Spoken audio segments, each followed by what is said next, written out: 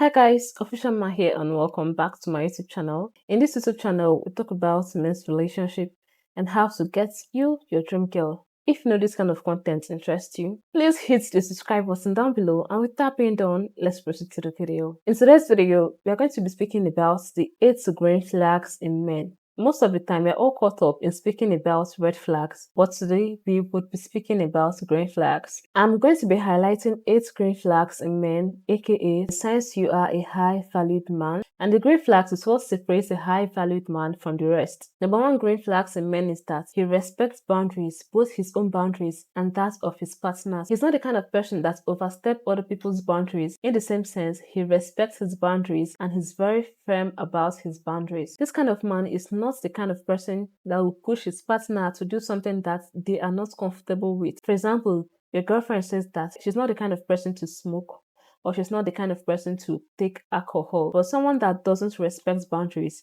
you see that person trying to convince that person or trying to persuade that person to do things that do not align to their own values and align to their own beliefs. He communicates openly about his boundaries. He states his boundaries clearly. He says things that he cannot tolerate in a relationship.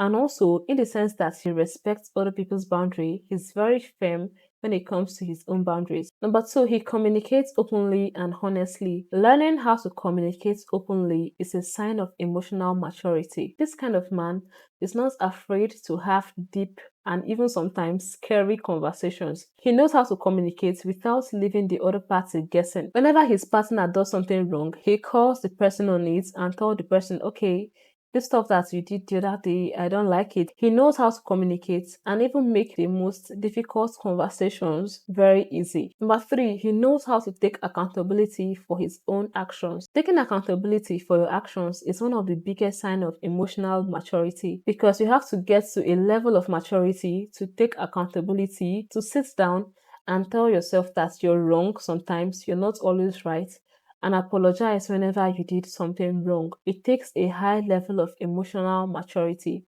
And a person that doesn't see wrong in what they do is a person that would never grow or evolve, because the first step towards growth is acceptance.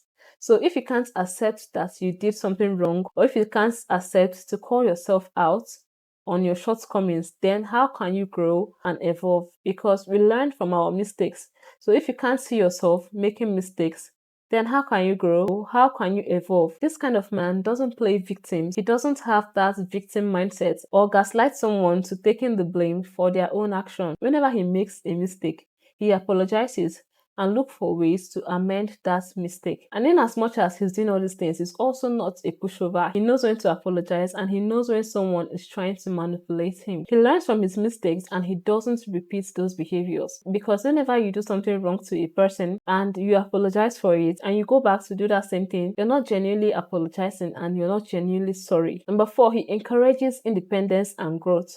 He's not the kind of person that is scared when his partner is doing well. He's not the kind of person that gets jealous when his partner is achieving greater heights. He's this kind of person that if he's in a relationship with a lady, he wants that lady to grow. He start asking you, what are your plans? What do you want to do? Like, he's not the kind of person that would be in a situation with anybody, or he's not the kind of person that would be in a room with anybody, or he's not the kind of person that comes into anyone's life and they still remain at that particular position, because he would push you towards growth, he will push you towards success. He's there to encourage his partner's goals, he's there to encourage his partner's dream.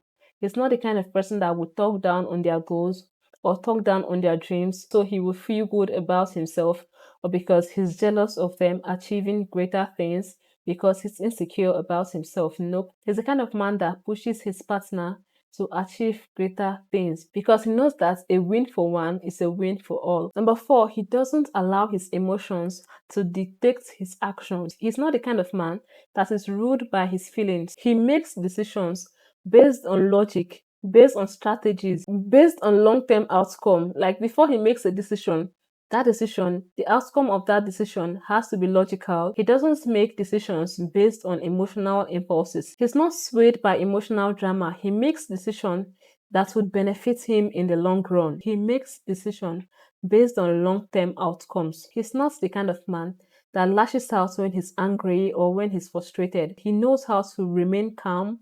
He knows how to remain composed, even in the worst situations.